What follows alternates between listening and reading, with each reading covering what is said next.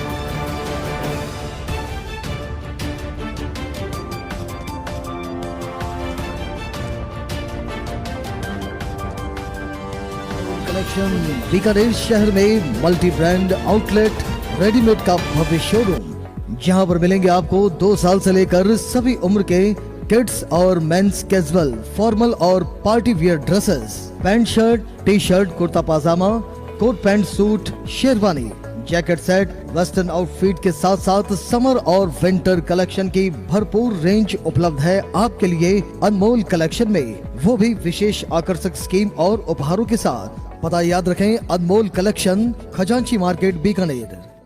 विधानसभा चुनाव 2023 जैसे जैसे बढ़ रहा है अपनी ओर, वैसे वैसे यहाँ बीकानेर में सर्दी का मौसम है, लेकिन यहाँ के लोगों में गर्मी का प्रभाव हो रहा है। बीकानेर की 7 सीटों से जैन हिंदुस्तान के माध्यम से हम आपके लिए लेकर आ रहे हैं। मुद्दा क्या है, माहौल क्या है पब्लिक के बीच। नमस्कार, बीकानेर पश्चिम क्षेत्र से बीकानेर के लोकप्रिय उम्मीदवार दिलीप जी जोशी हमारे साथ है। बातचीत करते हैं दिलीप जी से। दिलीप जी, क्या माहौल है, क्या लग रहा है आपको? जहाँ तक पिछले 15 दिन से मैं बीकानेर शहर के 39 वार्डों में लगभग 154 मोहल्लों में मिलकर के सभी बूथों पर जाकर सर्वधर्म समभाव के तमाम लोगों से मुलाकात कर, और मैंने मेरे पक्ष में और मेरे 40 वर्षों का जो सेवा काल रहा है बीकानेर क्षेत्र के सामाजिक, राजनीतिक, कर्मचारी, शिक्षक, मजदूर, पेंशनर सहित धर्म क्षेत्र में किए गए कार्य के लिए मैं वोट मांग रहा हूँ।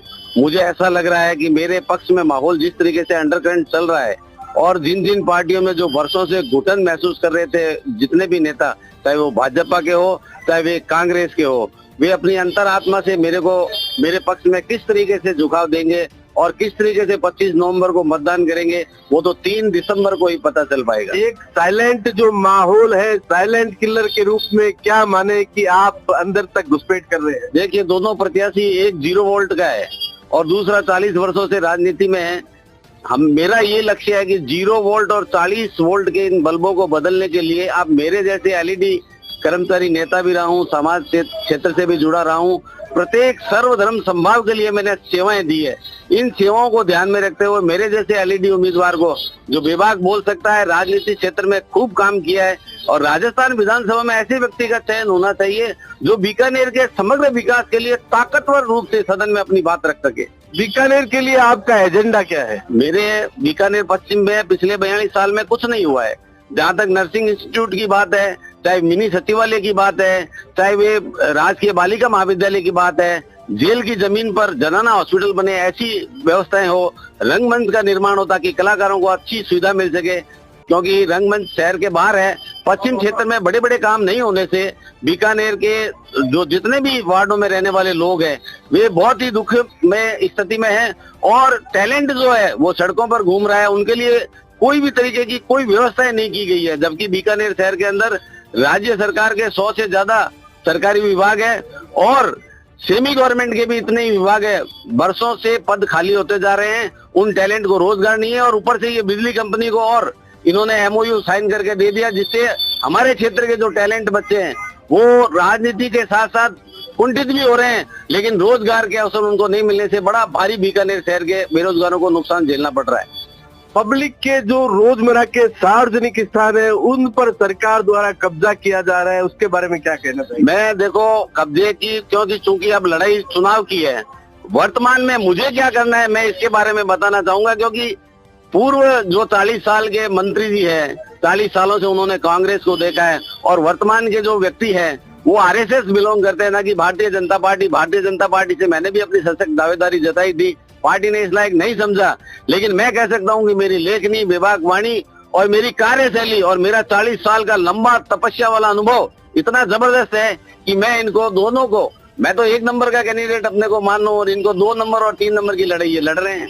क्या अंदरूनी तौर से पार्टी आपके साथ है? मेरे साथ बहुत कुछ है, लेकिन ये तो 25 नवंबर का दिन ही बताएगा और मैंने सभी से एक अपील की है कि आप अंडरकरंट, अंतरात्मा से मतदान करें, ताकि अच्छा व्यक्ति जो है वो बीकानेर से चयन होकर जाए, ताकि बीकानेर का समग्र और सर्वांगीण विकास हो सके।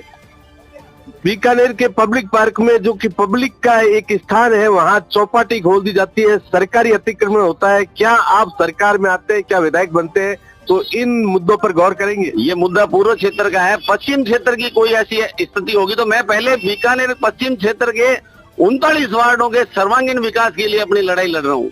बाद में जब मैं अगर राज्य सरकार के द्वारा या जनता के द्वारा चुनकर जनप्रतिनिधि के रूप में विधानसभा में जाऊंगा और मुझे अच्छा पद मिले तो मैं निश्चित रूप से बीकानेर नहीं, मैं तो राजस्थान के तमाम 32 जिलों के, अब तो 50 हो गए, सभी के समग्र विकास की मैं जो है सर्वधर्म समभाव की, कल्याण की बात करूंगा, ऐसी मेरी सोच है।